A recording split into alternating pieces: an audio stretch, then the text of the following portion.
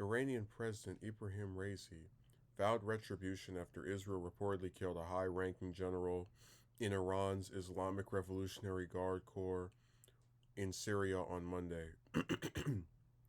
In a statement, Raisi said Israel will certainly pay for this crime, the Times of Israel reported. Without a doubt, this action is another sign of frustration, helplessness, and incapacity of the usurping Zionist regime in the region, Raisi said in a statement.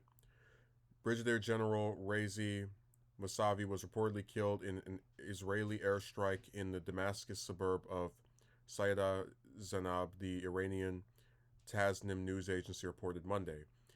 Israeli military spokesperson Rear Admiral Daniel Hagari declined to comment on the alleged airstrike at the Monday press conference, the TOI reported.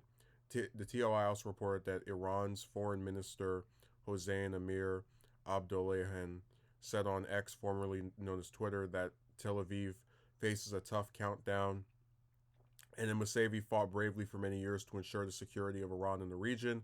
The strike comes as tensions on Israel's northern border remain high between Israel and Hezbollah. Mousavi was reportedly a close associate of Iranian General Qasem Soleimani, who was killed in a U.S. drone strike in 2020. He was reportedly responsible for coordinating the military alliance between Iran and Syria and believed to be involved in supplying arms to Hezbollah, the TOI reported. Tensions between Iran and Israel have only risen higher in the last 2 months as Israel has bombarded Gaza in response to the October 7th attack on Israel by the group, which is designated by the U.S. government as a terrorist organization.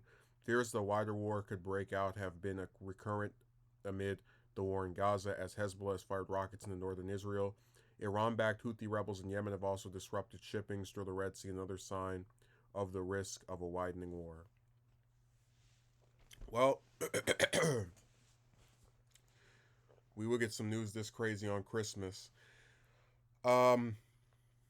There's going to be a lot of conservatives and mainstream sources that will try to, go, poor Israel, while they're dealing with this horrible crisis from Hamas. They're going to be attacked by these other groups like Iran. But, my thing is, if what is stated here is true, which is that this general was killed by the Israeli government,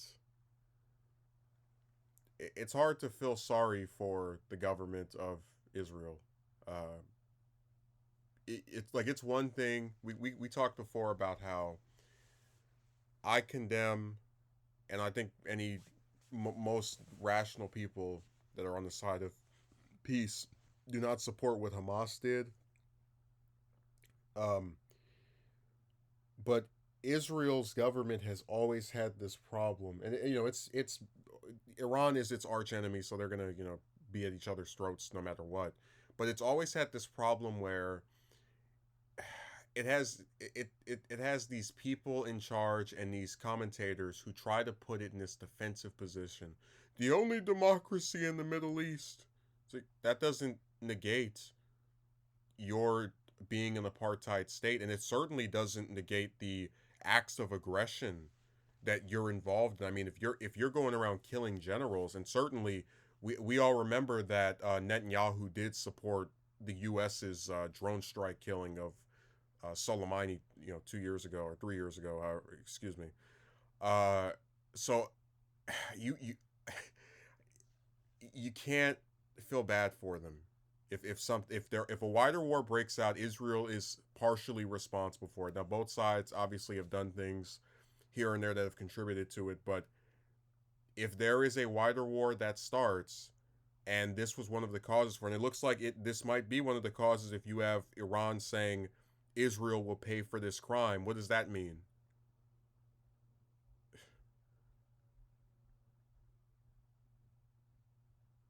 So it's interesting how all these conflicts are just pouring together and boiling up. I mean, I was just thinking about the Houthis only really when we talk about Yemen. I didn't even know they were disrupting shippings. Um, I think Israel's really going to have a hard. Well, I should take that back because it's going to get support from Western countries that want to sit here and ignore its war crimes. But Israel is playing with fire if it gets Iran, um, Hamas. I mean, just like if these multiple factions and different groups get together against it, it could end up having a conflict that really does not go in its favor. Yes, some foreign countries will probably throw some money its way, but I don't think it's going to end well for them. I think they need to they should have called for a ceasefire with regard to the Hamas conflict. They should have not killed this general if what is stated here is to be believed. And anything that happens afterward, I'm gonna say they played a part in creating. Even if I don't agree with whatever Iran is saying about whatever they mean by we'll pay a price. You can't kill foreign officials and expect for the countries that you do this to not to retaliate in some way. The U.S. likes a lot of times to send in airstrikes or some sanctions, but Iran might actually attack Israel like in a more direct way, and if that happens, God rest their soul. It is not they're this the Middle East is such a frustrating place because the one democracy that's over there gets to use the fact that it's a democracy as a means of just dodging criticism, but I don't think it's going to be able to dodge whatever Iran plans for it. So we'll see what happens.